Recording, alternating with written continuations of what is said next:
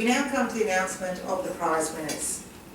As we introduced in 2011, we have two valedictorian prizes, one for the Advanced Placement Program and the other for the International Baccalaureate Diploma Program. This is in recognition not only of the very different nature of the two programs, but also the equal importance that we place on both. The two valedictorians will both receive a certificate and a book voucher worth $100 in recognition of their fine achievements. It now gives me great pleasure to announce the prize winners for 2014. The Advanced Placement Program valedictorian is Adia Roy.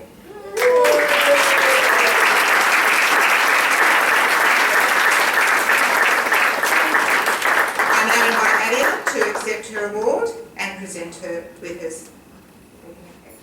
Want to use speech first, or that might be it? We'll get the award and the speech. Let's do it that way. Yeah. Okay.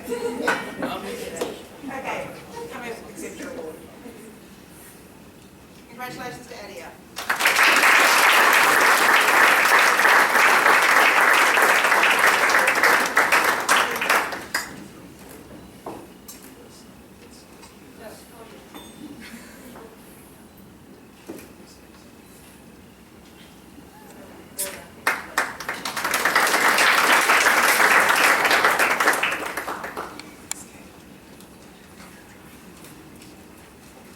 Dear ISWA Class of 2014, and all our family and friends in the audience, I want to thank you for the amazing journey. It may have started out as a ride, but it definitely has had moments as a roller coaster.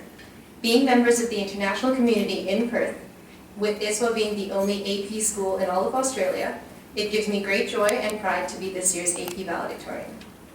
I remember walking in through the main office in the middle of year 11, expecting to learn more about academia. Never had I imagined to learn the art of shooing crows from Mr. Kelly, to see a teacher keep her husband's kidney stones in the classroom, Mrs. DeClerc, or watching YouTube videos on why frogs can levitate with Mr. Cannell. ISWA not only gave us an education, it gave us enrichment. I never thought I'd have a history teacher named Miss Michael Phelps, nor that he can still recite his Universal Studios speech in both English and Spanish from his old job. The most important thing ISWA has imparted on all of us graduates is adaptability. Of Indian origin, Singaporean nationality, with an American accent and living in Australia, I thought my life was complicated. Walking down the hallways of ISWA, in 2 steps you can hear one conversation about les bonnes croissants, and the next conversation is about como estás mi amigo, and the variety continues. Speaking of learning, I'd like to steer away from the education we get in a classroom, because everyone here has an idea of that. We learn from each other and our surroundings, such as great discussions of whether M-O-C-H-A is maca or mocha.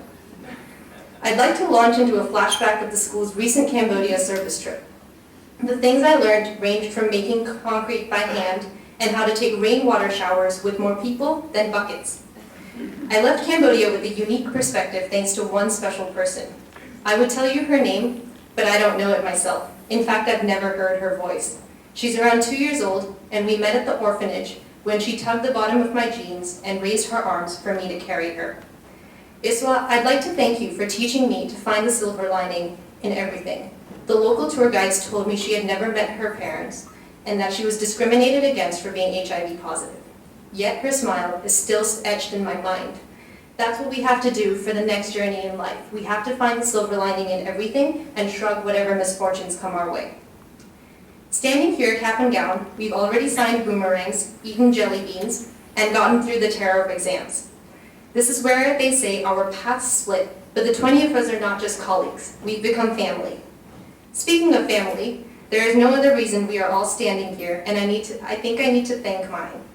Papa, thank you tirelessly for helping me with my weakest subjects with utmost patience. Mummy, thank you for all the TV breaks. You really know when something's been on the pan too long, especially when it's my brain frying.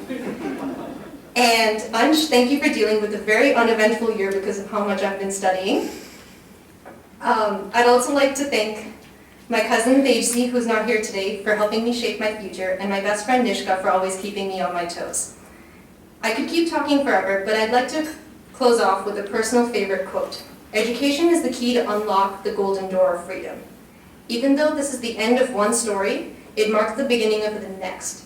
So make it a good one. We should have good stories to share 10 years down the road. Thank you.